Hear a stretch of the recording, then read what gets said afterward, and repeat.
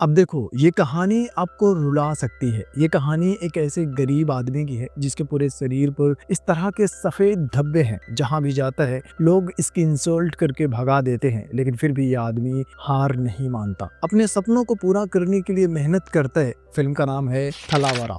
कहानी बहुत ही अच्छी है, तो आप लोग वीडियो को पूरा जरूर देखना। अब वीडियो को लाइक करो। मैं कहानी शुरू करता हूँ।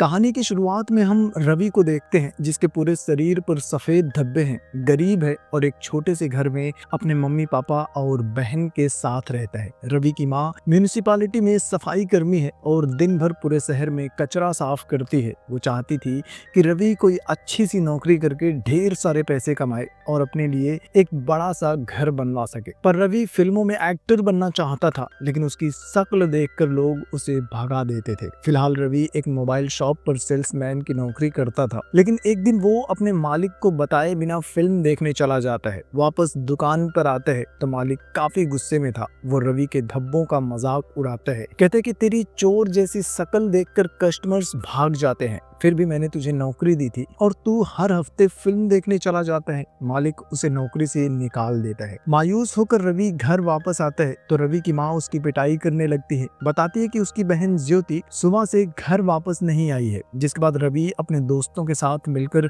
ज्योति को ढूंढने लगता है, तो पता चलता है कि ज्योति ने मोहल्ले के एक लड़के गणेश के साथ भागकर शादी कर ली है। सब लोग गणेश के घर जाते हैं। रवि की माँ उसे समझाने की कोशिश करती है, तो ज्योति कहती है कि देखो, मैं बालिग हूँ और मुझे खुद अपना फैसला लेने का हक है। गणेश के साथ शादी करना उसका अपना फैसला है। तो बीच में रवि भी ज्योति को समझाने की कोशिश करता है। तब ज्योति कहती है कि मेरे लिए जो रिश्ते आते थे तुम्हारी शक्ल देखकर भाग जाते थे, और अब तुम मुझे यहाँ समझाने आए हो। ये सुनकर रवि भी मायूस हो जाता है और फिर सब लोग चुपचाप वहाँ से चले जाते हैं। कुछ दिन बीत जाते हैं। रवि फिर से एक सुपरमार्केट में सेल्समैन की नौकरी करने लगते हैं। एक सुबह रवि अपने कुछ दोस्तों के साथ बैठा हुआ था, तभी उनका एक दोस्त ओल्डी आकर उन्हें बताता है कि आज उसके बगल वाले घर में एक खूबसूरत कन्या अपनी पूरी फैमिली के साथ शिफ्ट हो रही है। जिसके बाद रवि के सारे दोस्त उस खूबसूरत कन्या को देखने के लिए जाने लगते हैं, लेकिन रवि को पता था कि वो कन्या उसकी शक्ल देखकर भाग जाएगी, उसे भाव भी नहीं देगी। इसलिए रवि चुपचाप अपने काम पर चला जाता है। इधर रवि के दोस्त उस कन्या को देखने के चक्कर में घर का सारा सामान अंदर शिफ्ट कर देते हैं, लेकिन कन्या कहीं दिखाई नहीं देती।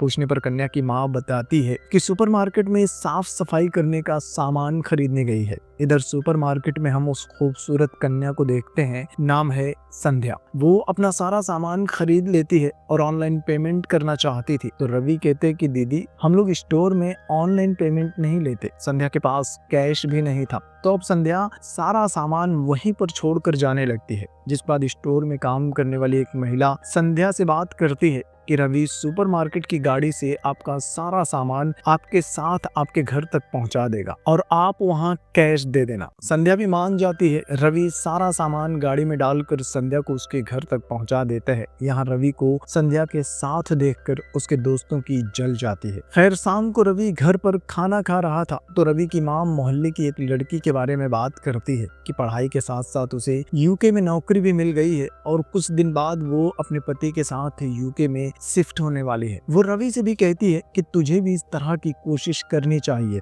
आखिर कब तक हम लोग इस छोटे से टूटे फूटे घर में घुट घुट कर जीते रहेंगे। रवि भी अपनी माँ की भावनाओं को समझ जाता है और अगले दिन ट्रैवल ऑफिस में पता करने जाते हैं कि यूके जाने के लिए उसे क्या क्या करना पड़ेगा और कितने पैसे लगेंगे। ट्रैवल ऑफिस में फिर से उसकी मुलाकात होती है संध्या से। उसका ऑफिस में आज पहला दिन था और रवि उसका पहला कस्टमर था। वो रवि को बताती है कि पूरे प्रोसेस में 20 लाख रुपए लगेंगे। 9 लाख उसे अभी जमा करना होगा, बाकी के पैसे वो यूके जाकर पार्ट टाइम जॉब करके चुका सकता है। लेकिन इतनी बड़ी रकम सुनते ही रवि समझ जाता है कि वो बस यूके जाने का सपना देख सकता है, जा नहीं सकता। वो बिना कुछ बोले वहां से चला जाता है। शाम को उनके इलाके में कोई फंक्शन था। लोग देवी की पूजा करते हुए आग पर चलने वाले थे। फंक्शन में रवि के सारे दोस्त संध्या को इम्प्रेस करने के लिए आग पर चलते हैं। फिर ओल्डी रवि को संध्या के पास जाकर उसके बारे में बात करने के लिए कहता है। रवि संध्या के पास जाता है तो संध्या गुस्से में होती है, क्योंकि रवि बिना कुछ बोले ऑफिस से भाग कर आ गया था। तो संध्या के बॉस ने उसे बहुत डांटा था कि तुम एक कस्टमर को भी हैंडल हैंडल नहीं कर पा रही हो। संध्या कहती है कि यूके जाने के लिए बहुत सारे कम बजट वाले ऑप्शन भी हैं, तुम्हें बताना चाहिए था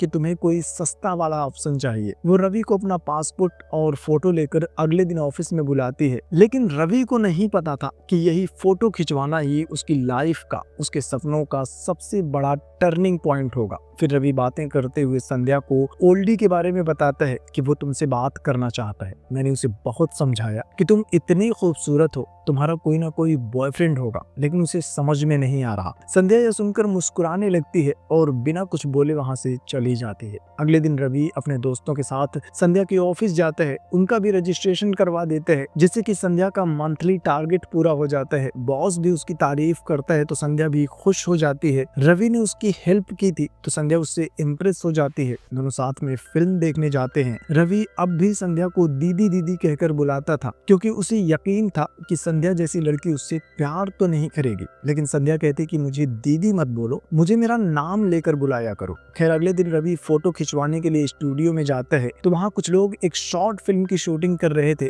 आखिरी मोमेंट पर उनके ग्रुप का एक लड़का भाग गया था, तो अब शॉर्ट फिल्म का डायरेक्टर प्रवीण रवि को उसकी शॉर्ट फिल्म में एक्टिंग करने को कहते हैं। रवि भी एक्टिंग करना चाहता था, लेकिन कैमरा देखते ही वो डर जाता है, उसके पसीने छूटने लगते हैं। रवि कहता है कि मैं ये काम नहीं कर पाऊंगा, लोग मेरा ये सफेद दाग देखेंगे तो मजाक उड़ाएंगे। तब प्रवीण उसे समझाता है कि हम यहाँ तुम्हारे लुक्स को कैप्चर नहीं कर रहे हैं, तुम्हारे टैलेंट को कैप्चर कर रहे हैं। अच्छी एक्टिंग करोगे तो लोग तुम्हारे चेहरे पर ध्यान भी नहीं देंगे। रवि भी मोटिवेट हो जाता है और उस शॉर्ट फिल्म में अपने एक्टिंग का जादू दिखाता है। उसे देखकर प्रवीण भी इम्प्रेस हो जाता है। मजाक मजाक में रवि ने शॉर्ट फिल्म में काम कर लिया था, लेकिन आगे चल के इसी शॉर्ट फिल्म की वजह से उसे सबसे बड़ा मौका मिलने वाला है। प्रवीण उसे कहते हैं कि तुम्हें तो फिल्मों में ट्राई करना चाहिए, क्योंकि अब फिल्मों में लुक्स मैटर नहीं करता, टैलेंट मैटर करता है। वो रवि को बताता है कि कुछ दिन बाद उनके शहर में ही एक फिल्म के लिए ऑडिशन होने वाला है, अगर तुम चाहो तो एक बार ट्राई कर सकते हो। घर आकर रवि अपने सपनों के बारे में सोच रहा था। उसके पापा नाटक में स्टेज पर छोटे मोटे रोल करते थे और उन्हें देखकर रवि भी फिल्मों में एक्टर बनना चाहता था। प्रवीण की बातों से रवि मोटिवेट हो जाता है। अगले दिन वो अपनी माँ से कहता है कि वो इंटरव्यू के लिए जा रहा है। तब रवि की माँ उसे खर्चे के लिए कुछ पैसे भी देती है, लेकिन रवि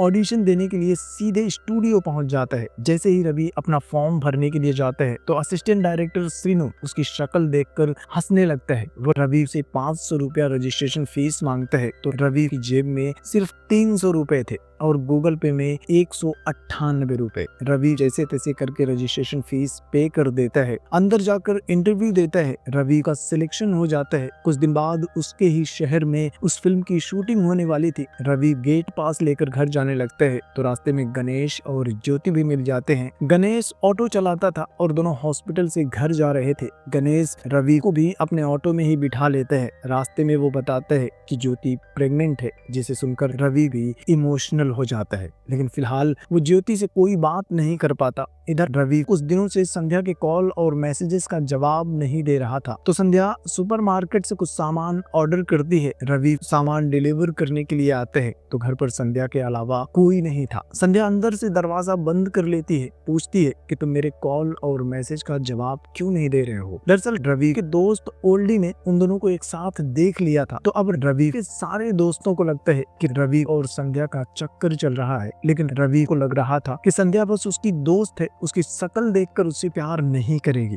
वो संध्या को अपनी पहली लव स्टोरी भी बताता है। काफी टाइम पहले एक लड़की के साथ उसका चक्कर था, लेकिन उसके चेहरे के धब्बे की वजह से लड़की ने उसे छोड़कर किसी और से शादी कर ली थी। लेकिन आज संध्या कहती है कि मैं तुम्हारा साथ कभी नहीं छोड़ूंगी। ये सुनकर रवि इमोशनल हो जाता है। उसे लगता है कि शायद उसे अपना सच्चा प्यार मिल गया है, लेकिन आगे इनकी लव स्टोरी में एक ऐसा मोड़ आएगा जिसे देखकर आप भी शॉक्ड हो जाओगे। कुछ दिन बाद फिल्म की शूटिंग शुरू हो जाती है। रवि शूटिंग के लिए जाता है तो पता चलता है कि उसे फिल्म में किसी रोल के लिए नहीं, जूनियर आर्टिस्ट के साथ क्राउड में खड़े होने के लिए कास्ट किया गया था। वो आगे वाली लाइन में होता है, लेकिन उसकी शक्ल देखकर डायरेक्टर उसके ऊपर चिल्लाने लगता है कि इस धब्बे वाले को आगे किसने खड़ा किया। वो रवि को सबसे पिछली लाइन में भेज देता है ताकि कैमरे पर उसकी शक्ल भी ना दिखे। इतनी बेइज्जती पर रवि की आंखों में आंसू आ जाते हैं, उसका दिल टूट जाता है, वो हार मानकर वापस घर आ जाता है। अब देखो, रवि ने जिस शॉर्ट फिल्म में काम किया था ना, वो सोशल मीडिया पर वायरल हो जाते हैं। रवि के पापा वीडियो देख लेते हैं तो रवि की जमकर तारीफ करते हैं, पटाखे फोड़ते हैं, क्योंकि रवि के पापा भी उसे फिल्मों में एक्टर बनते हुए देखना चाहते थे। लेकिन रवि की माँ वीडियो देखकर बहुत गुस्सा होती है। दरअसल राजू की माँ कचरा साफ करने का काम करती थी और उन्हीं की कमाई से उनके घर का खर्च चल रहा था। उसने राजू के पापा को शुरू से ही नाटक में काम करते हुए देखा था, जिसके लिए उन्हें एक भी रुपया नहीं मिलता था। वो नहीं चाहती थी कि राजू भी अपने पापा की तरह एक नाकाम इंसान बना रहे। राजू भी सब कुछ छोड़कर बस अपनी नौकरी पर ध्यान देने का फैसला करता है। अगले दिन वो काम पर जा रहा था तो शॉर्ट फिल्म का डायरेक्टर प्रवीण उसे ढूंढते हुए आता है, उसका शुक्रिया अदा करता है, कहते हैं कि तुम्हारी वजह से ही हमारी वीडियो वायरल हुई है। तब राजू फिल्म की शूटिंग पर उसके साथ जो हुआ था सब कुछ बता देता है। प्रवीण राजू को एक बार फिर से फिल्मों में काम करने के लिए मोटिवेट करता है, बताता है कि फिल्म इंडस्ट्री में ऐसे कांड्स तो रोज होते हैं, लेकिन तुम्हारे अंदर का जो टैलेंट है वो एक ना एक दिन तुम्हें कामयाब जरूर करेगा। खैर राजू अपने काम पर चला जाता है और अब वो फिल्मों में एक्टर बनने का सपना पूरी तरह से छोड़ चुका था और सिर्फ अपने काम पर फोकस करता है। जब भी समय मिलता था तो राजू संध्या के साथ घूमने भी जाता है, लेकिन एक शाम संध्या के घर पर कोई नहीं था तो राजू उसे देखने के लिए जाता है। जैसे ही राजू घर के बाहर आता है तभी संध्या के पापा और उसका कजिन दोनों वहाँ पहुंच जाते हैं। राजू को देखते ही संध्या का कजिन चोर समझकर उसकी पिटाई करने लगता है। वो राजू के धब्बों का मजाक उड़ाता है, उससे पूछता है कि साले तू है कौन, यहाँ क्यों आया है। राजू कोई जवाब नहीं दे पाता। वो देखते हैं कि संध्या सीढ़ी पर खड़ी होकर चुपचाप सब कुछ देख रही है, कुछ बोल नहीं रही है, जिससे कि एक बार फिर से राजू का दिल टूट जाता है और वो चुपचाप वहाँ से चला जाता है। अगले दिन संध्या सुपरमार्केट में राजू से मिलती है। तब राजू बहुत नाराज होता है। संध्या समझाने की कोशिश करती है, लेकिन वो संध्या से कहते हैं कि सबके सामने मुझे अपना बॉयफ्रेंड एक्सेप्ट करने में तुम्हें प्रॉब्लम हो रही थी, इसलिए तुमने कुछ नहीं बोला। ये सुनकर संध्या भी गुस्से में वहाँ से चली जाती है। अब राजू बिल्कुल अकेला हो चुका था, उसके सपने टूट चुके थे, गर्लफ्रेंड भी छोड़कर चली गई थी। तो अब राजू बस अपनी जॉब पर फोकस करने लगता है। वो घर पर अपनी माँ को बता देते हैं कि ज्योति प्रेग्नेंट है। पहले तो राजू की माँ थोड़ी देर तक नाराज रहती है, लेकिन फिर वो भी मान जाती है और शाम को ज्योति और गणेश को घर बुलाकर सब लोग साथ में फिल्म देखने जाने का प्लान करते हैं। फिर राजू अपनी माँ से कुछ पैसे मांगते हैं, कहते हैं कि वो पासपोर्ट बनवाने के लिए जा रहा है। राजू की माँ उसे पैसे दे देती है। राजू पासपोर्ट बनवाने के लिए जा रहा था, लेकिन रास्ते में ही उसे एक असिस्टेंट डायरेक्टर नवनीत का फोन आता है। वो राजू से कहता है कि हमारे डायरेक्टर साहब ने आपकी शॉर्ट फिल्म देखी है,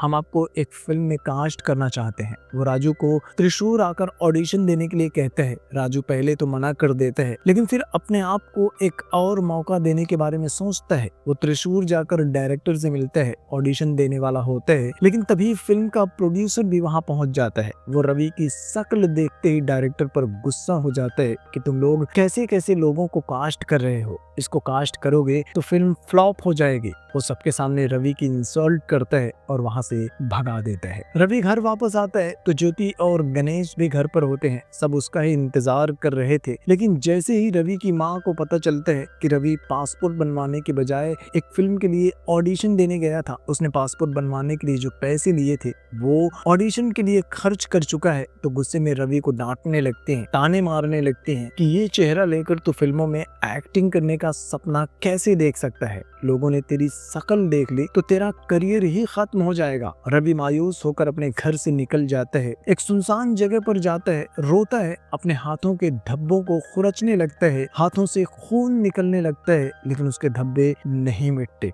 रवि पूरी रात घर वापस नहीं आता तो सब लोग परेशान हो जाते हैं। रवि का फ्रेंड संध्या को कॉल करके रवि के बारे में बताते हैं तो संध्या भी उसे ढूंढने लगती है। रवि और संध्या दोनों अक्सर पानी की टंकी पर जाकर बैठते थे, तो संध्या पानी की टंकी पर जाकर देखती है और उसे रवि मिल जाता है। वो संध्या को देखते ही उसे गले लगाकर रोने लगता है। संध्या उसे लेकर घर आ जाती है, जिसके बाद संध्या के कहने पर रवि तैयार होकर संध्या के घर जाता है। संध्या घर पर अपने प्यार के बारे में बता चुकी थी, तो संध्या के पापा भी अपनी बेटी की जिद के आगे इस शादी के लिए मान जाते हैं। अगले दिन राजू गणेश के साथ मार्केट में होते हैं, तभी गणेश के सीने में दर्द होने लगता है। वो चलते चलते सड़क पर गिर जाता है, हार्ट अटैक की वजह से उसकी मौत हो जाती है। अचानक से राजू के परिवार पर दुखों का पहाड़ टूट गया था। गणेश अपने माँ बाप का इकलौता बेटा था, ज्योति भी माँ बनने वाली थी और ऐसे में दोनों परिवारों की जिम्मेदारी राजू के ऊपर आ जाती है। कुछ दिनों तक तो राजू को समझ में ही नहीं आता कि अब उसे करना क्या है। फिर अपनी जिम्मेदारी निभाने के लिए राजू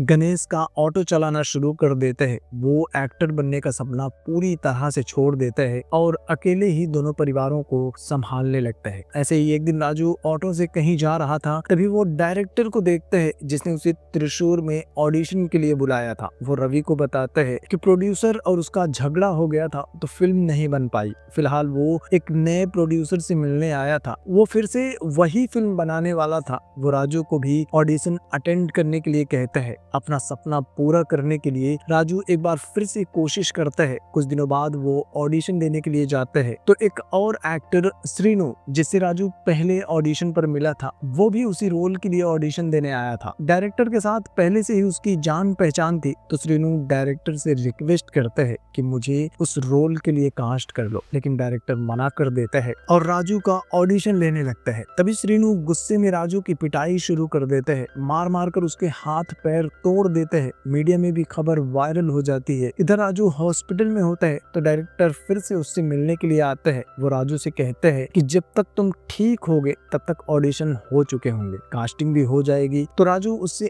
अभी और इसी वक्त हॉस्पिटल में ही ऑडिशन रिकॉर्ड करने के लिए कहता है। डायरेक्टर भी उसकी जिद पर मान जाता है। हॉस्पिटल में ही सबके सामने वो ऑडिशन देने वाला होता है, तभी उसकी टी शर्ट गिर जाती है। राजू की माँ टी शर्ट उठाकर उसका शरीर ढकने के लिए आती है तो राजू मना कर देता है। सिर्फ उसके चेहरे पर ही नहीं, उसके पूरे शरीर पर सफेद धब्बे थे। लेकिन आज राजू कुछ भी नहीं छुपाता, वो अपने आप को एक्सेप्ट कर चुका था और पूरे कॉन्फिडेंट के साथ अपना ऑडिशन देता है। हॉस्पिटल में मौजूद सब लोग उसकी एक्टिंग देखकर खुश हो जाते हैं। डायरेक्टर उसे 1 महीने बाद होने वाले फाइनल राउंड ऑडिशन के लिए बुलाता है और वहां से चला जाता है। आज हॉस्पिटल में अपने बेटे की एक्टिंग देखकर राजू की माँ भी खुश हो गई थी। वो राजू से कहती है कि तुम अपनी एक्सपेक्टेशंस को थोड़ा लो रखना तो शायद सिलेक्ट हो जाओगे। मतलब कि अब वो भी अपने बेटे को सपोर्ट करने लगती है। आखिर में हम देखते हैं कि राजू की फिल्म रिलीज हो चुकी है। ऑडियंस से भी फिल्म को काफी अच्छे रिव्यूज भी मिल रहे हैं। फिल्म ब्लॉकबस्टर हो जाती है। बिल्डिंग पर उसकी फिल्म का बड़ा सा पोस्टर भी लगा दिया जाता है जिसका नाम था डेस्टिनी, और इसी के साथ ये फिल्म भी खत्म हो जाती है। तो सफेद धब्बे वाले इस इंसान की कहानी आपको कैसी लगी, कमेंट में अपना ओपिनियन शेयर जरूर करना। अच्छा लगे तो वीडियो को लाइक कर देना, शेयर कर देना और चैनल को भी सब्सक्राइब कर लेना। जल्दी मिलूंगा आपसे एक और नई वीडियो के साथ, तब तक के लिए थैंक यू।